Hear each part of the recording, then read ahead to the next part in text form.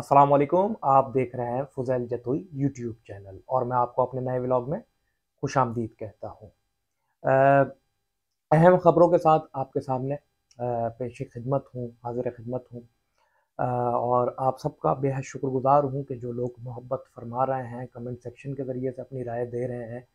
आप सबका मैं दिल से शुक्रिया अदा करता हूँ। अब बात करते हैं सबसे पहले जस्टिस फ़ाइज़ ईसा साहब का जो कहना है और फिर इमरान खान साहब का जो कहना है, ये 2 अहम ख़बरें हैं और जिनका ताल्लुक पूरे मुल्क के निज़ाम पर पड़ रहा है। हम बात करते हैं सबसे पहले जो जस्टिस फ़ाइज़ ईसा साहब ने कहा कि जो अशराफियाँ हैं, यानी जो बड़े लोग हैं, हाई प्रोफ़ाइल लोग हैं, उनके केसेस तो चलते हुए हमें नज़र आते हैं। उन केसेस की समाअत भी ऑन टाइम होती है, उनके फ़ैसले भी जल्द से जल्द होते हैं। आप देख लें, इमरान खान साहब की बात है, जो तोशाखाना वाला केस था, वारंट जारी है, कोई गिरफ़्तार नहीं कर पा रहा उन्हें। और इससे बहुत अनगिनत केसेस हैं, नवाज़ शरीफ वाला, मरियम नवाज़ वाला, इनकी रोज़ समाअतें भी होती हैं, रोज़ फ़ैसले भी सुना दिए जाते हैं। लेकिन अगर हम इससे बरअक्स होके बात करते हैं, तो जस्टिस फ़ाइज़ ईसा साहब का कहना है कि जो अशराफियाँ हैं, उनके फ़ैसले तो होते हैं, लेकिन कोई गरीब बंदा है तो उसको तारीख़ पे तारीख़ दी जाती है। ये जस्टिस फ़ाइज़ ईसा साहब का कहना है और ये पूरे ओवरऑल निज़ाम पर है। अब मैं आपको दूसरे पहलू में लेके जाता हूँ। दूसरा पहलू क्या है? दूसरा पहलू ये है कि आपको पता है कि हाल ही में पटिशन थी, एक निसार पवर साहब की थी जो 28 फरवरी वाले दिन की थी। उसको ख़त्म करवा के 28 मई वाले दिन लेके जाया गया। उसके बाद यकम मार्च को एक समाअत थी, बानी एमक्यूम के ही हक में थी और जस्टिस जो हैं अहमद अली शेख, उन्होंने ही उनको सुनना था और निसार पावर वाली का भी जो है वो उन्हीं को ही जो समाअत होनी थी वो उन्होंने ही सुनना था। अब बात बिल्कुल छोटी-सी थी, बात ये थी कि आपके पास दस्तावेज़ात हैं या नहीं है, मतलब अदालत को नहीं पता, क्या चीफ जस्टिस साहब को नहीं पता कि अल्ताफ़ हुसैन पर पाबंदी है। अब यही केस निसार पवर वाला भी है। अब सुन, एक ही जस्टिस है, सिंध हाई कोर्ट के एक ही जस्टिस हैं जो दोनों केसेस को देख रहे हैं। अब कानूनी है, गैर कानूनी है, क्या मसाइल हैं, क्या अदलिया को नहीं पता कि बानिया इनकम पर पाबंदी है और क्यों पाबंदी है, किसने फैसला किया था पाबंदी का, क्या ये नहीं पता। लेकिन बस ये जवाब बनाकर 3 हफ्ते तक मुलतवी कर दी गई, जिस पर फायरी साहब का पूरे मुल्क को निज़ाम को देखते हुए कहना है और ये इस चीज़ पे भी इतलाक होती है कि यहाँ पर कोई गरीब के लिए अलग कानून है, गरीब के लिए तारीख पे तारीख है और अमीर के लिए तो रात 12 बजे के बाद भी अदालत खुल जाती है। तो इसमें कोई दो राय नहीं है। अब इमरान खान साहब का बड़ा एक अहम बयान सामने आया है। ये वही इमरान खान है जिनको कराची में, मुझे आज तक याद है कि कराची में जब इनको जलसा करना पड़ता था तो पहले इजाज़त लेनी पड़ती थी। तो इमरान खान साहब का ये कहना है, इसमें कोई दो राय नहीं है। और मैं एक सहाफ़ी हूँ, खबर देना मेरा काम है आपको, ठीक है? मैं किसी का सपोर्टर नहीं हूँ, मैं किसी को फॉलो नहीं करता, ना मेरा ये मनसब मुझे इजाज़त देता है कि मैं किसी को सपोर्ट करूँ या मैं किसी को फॉलो करूँ या मैं किसी की अच्छाई या बुराई बताऊँ। मैं हाँ, अच्छाई भी आपको बताता हूँ, बुराई भी बताता हूँ, खबरें देना मेरा काम है, ये एक सहाफ़ी का काम है। और पहले मैं उन खबरों को खुद बज़ात खुद तस्दीक भी करता हूँ, उसके बाद आपके सामने लेके आता हूँ। तो अब हम बात करते हैं, इमरान खान का कहना है कि एमक्यूएम अल्ताफ़ हुसैन वाली जो थी, मतलब एमक्यूएम एक ही है लेकिन अब धड़ों में एमक्यूएम को ख़त्म कर एमक्यूएम को रेड लाइन पे लाके एमक्यूएम हकीकी बनाई गई और जो कैपिटल था, फाइनेंशियली तौर पर जो कैपिटल था यानी कराची, उसको तबाहली का शिकार किया गया। अब ये उन्होंने जो बयान दिया है, ये एस्टेब्लिशमेंट से नाराज़गी चल रही है, ये इसलिए दिया है, ये हकीकी के खिलाफ दिया है क्योंकि मैच बन नहीं रहा हकीकी और पीटीआई का, या फिर बानिया एमक्यूएम के साथ दोस्ती है, लेकिन ऐसा तो हमें नहीं नज़र आ रहा।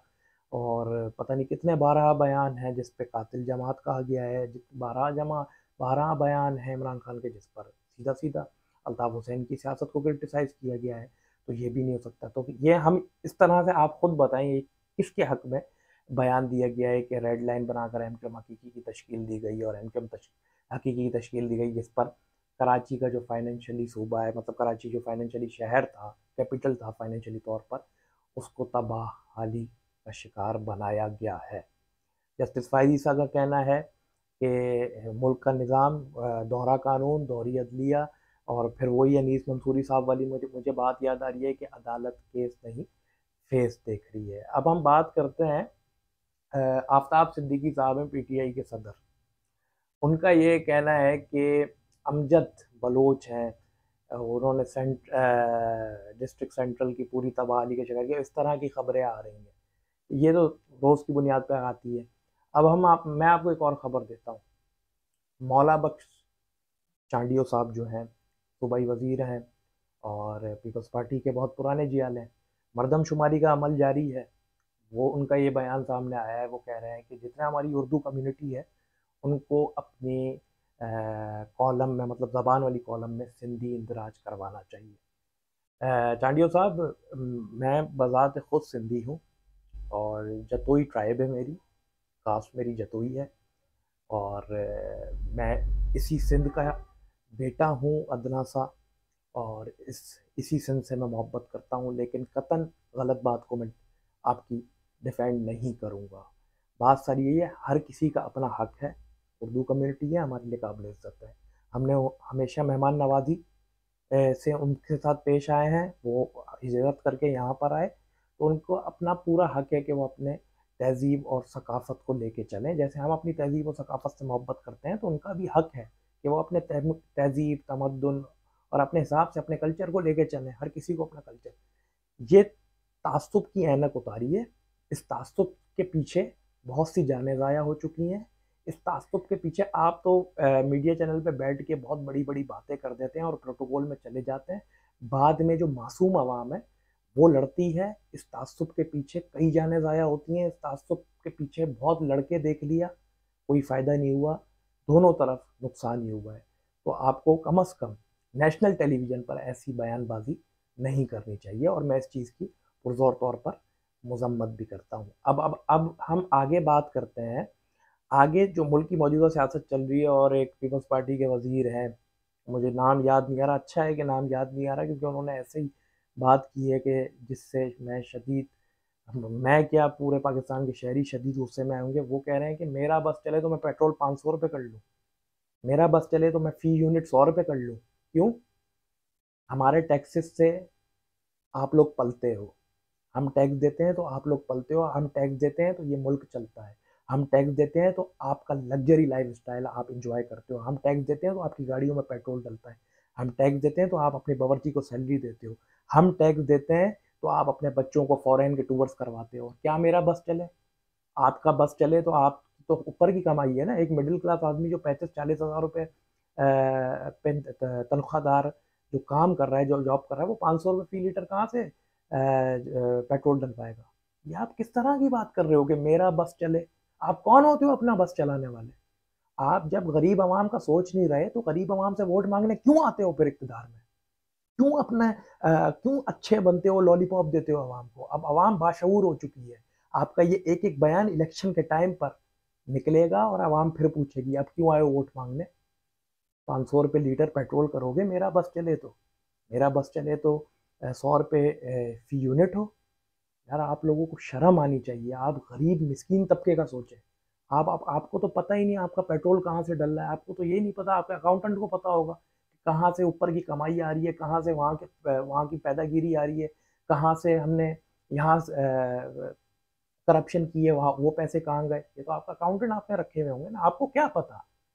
आप तो उठते हो अपना, घूमते हो फिरते हो अपने महलों में, एंजॉय करते हो, उसके बाद फिर भूल जाते हो। तो आपको पैसे की क्या अहमियत का अंदाज़ा होगा। आप लोग बूट पॉलिश कर करके इक़्तिदार में आए हो। आप लोग ज़रदारी के, नून लीग वाले, नवाज़ शरीफ के, पीपल्स पार्टी वाले ज़रदारी के बूट पॉलिश कर करके आप लोग ऊपर आए हो और आपको एक मसनद पे बिठा दिया गया है। तो फिर आप ऐसे बयानबाजी करोगे? पहले ही आवाम शदीद मायूस है, पहले ही आवाम शदीद जो है वो परेशान हुई है मुल्क की मौजूदा महंगाई पर। और मरियम नवाज़ साहिबा इस पर शुक्रिया अदा कर रही हैं इसहाक़ का कि 5 रुपये कम कर दिया। बहुत बड़ा तीर मार लिया इसहाक़ साहब ने 5 रुपये कम करके। 35 रुपये एक साथ बढ़ाओ, 40 रुपये एक साथ बढ़ाओ, 5 रुपये कम करके आवाम को लॉलीपॉप दे दो। तो आप लोग टोटली फेल हो चुके हो। डॉलर एक दिन में 18 रुपये बढ़ चुका है, मार्केट क्रैश हो गई है और महंगाई अब उससे ज़ायद होगी और महंगाई में इजाफा होगा। ये मैं आपको पहले ही बता रहा हूँ। और गरीब आवाम की चीखें निकल चुकी हैं। रमज़ान मुबारक का मुबारक महीने की आमद है और अवाम, अब लगता है, पहले तो फ्रूट लेने के अवाम के पास पैसे नहीं होते थे, अब शायद रोज़ा भी खुलना बहुत मुश्किल होगा, क्योंकि ये बुरा वक्त और ये महंगाई आने वाली है, इसकी कसूरवार यही मौजूदा हुकूमत है। तभी तो इलेक्शन से भाग रहे हैं ये लोग, तभी तो ये चाह रहे हैं कि किसी तरीके से इलेक्शन रुक जाए, क्योंकि पता है इनको हमारी हार ही है। ये अपनी हार को तस्लीम कर चुके हैं, ये अपने फेलियर्स को छुपा रहे हैं। और इस पर मरीम नवाज पहले कह रही है कि हमारी तो हुकूमत नहीं है, हमारी हुकूमत होगी तो जब नवाज शरीफ वज़ीर आज़म होंगे तब हमारी हुकूमत होगी, और अब इसाकदार को 5 रुपए में मुबारकबाद दे रही है। खुदा का खौफ करें, और मैं कुछ नहीं कह सकता। तो जस्टिस फायद ईसा साहब का मैंने आपको कहा, थोड़ा इमोशनल हो गया, क्योंकि मैं खुद इस शहर का शहरी हूँ, और जो मसाइल हर एक शहरी के साथ हैं वो मसाइल फैक्ट है कि मेरे साथ भी हैं। मीडिया वालों के हालात क्या चल रहे हैं, चैनल्स के क्या हालात हैं, चैनल्स किस तरह से डाउन साइजिंग का शिकार है, और किस तरह से एम्प्लॉयज़ को निकाल के उनके घर के चूल्हे बुझा चुका है। हज़ारों की तादाद में एम्प्लॉयज़ निकले, हज़ारों की तादाद में लोग, हमारे सहाफ़ी भाई घर में बैठे हैं। इस चीज़ का किसी को एहसास नहीं है।